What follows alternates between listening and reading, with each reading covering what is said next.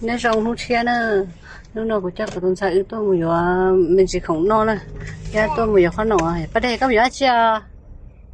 คุณน่าขนมมา bây giờ khó nọ đó mà ไปยาขนมอ่ะ chỉ sửa sơ hay lùm bông đây của tôi sai nè nhau làm lon đâu cái hay lùm lo sơ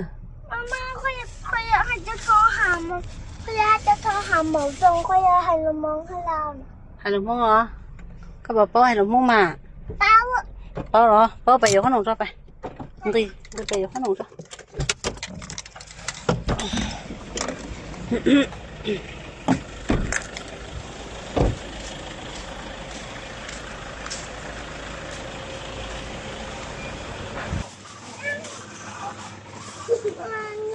ra cái bay rồi đó toไปทางนั้นก็เยอะเชียวkhông có suy nghĩ nhiềuไปซื้อหรอนี่นะซื้อขนมเอาไปทางนั้นหมาน้อยไม่เอาgì luôn à มาม่าหมาน้อยนี่ต้องเอาข้างโซ่ ไม่ก็บริทั้งไงบริทั้งกับอะไรนี่เอางั้นไปต่อเรามีน้องยังน้อยด้วยเราก็ซื้อ อยากให้เจ้าเกิดนั่นนะเขาอยากซื้อของรีบไปให้น้องลินนะแม่เป็นเจ้าของบุกการลงมาเขาจะเชื่อบอกอาจารย์หรอก โอ้แต่น้อยก็ ว่าจะหลานนี่เราหลานนี่เรา โอเคเข้าใจอยู่เดี๋ยวมีมาซื้อนมลูกมาซื้อนมอ่ะหรือจะเอานมเจ้าน้องอย่างนู้นเจ้าน้องเอาจากไหนอ่ะเจ้าน้องมีสตรอเบอรี่นะ ไอ้น้องมีหม้อ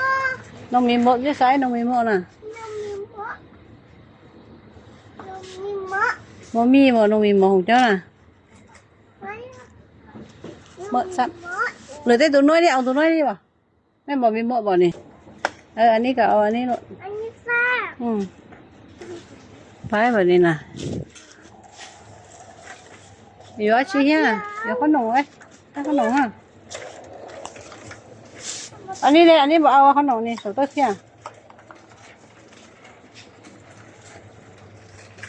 ผมน่าขอห้องเดาคืออยู่อาชีพให้ซื้ออย่างแก่ได้ไหมอยู่แก่ได้ไหมแก่ได้อาชีพนะนี่จะโอเคป่ะแก่ได้ทุเรียนใส่อยู่จะแก่ได้ทุเรียนฮะ อันนี้เมื่อกี้เขาเอาพริกเอาวันแห้งหมดแล้ว โอเค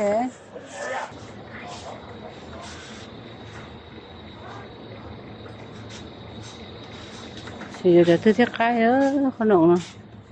bao giờ để cho nó thiết cái cho nó thiết cao cho nó mắc tiếng nó khó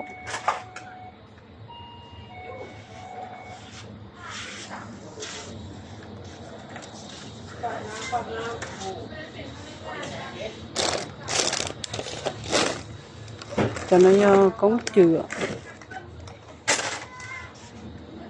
น้องจะซื้ออย่าง พวกข้านั่งนี่นะ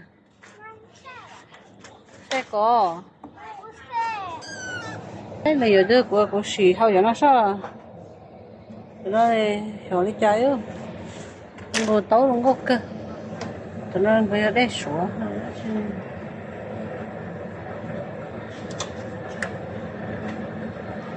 nên ngồi ít phá chứ đó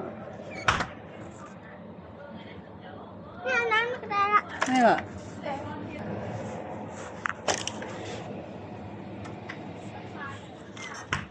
bye nha không lời tới bắt tới ha ขนมอย่าง có nào tôi mà một sống เอ้ยยัง sai gì cả nữa thôi ok ra vào đúng này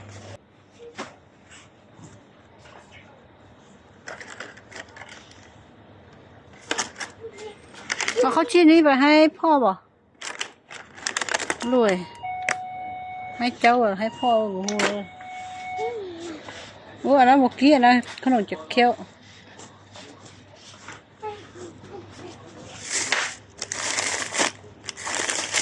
แต่มาให้แต่ละแต่ละผู้ค้าก็ที่มาจากนั้นเยอะเชียวปะเนี่ยก็เยอะเชียว น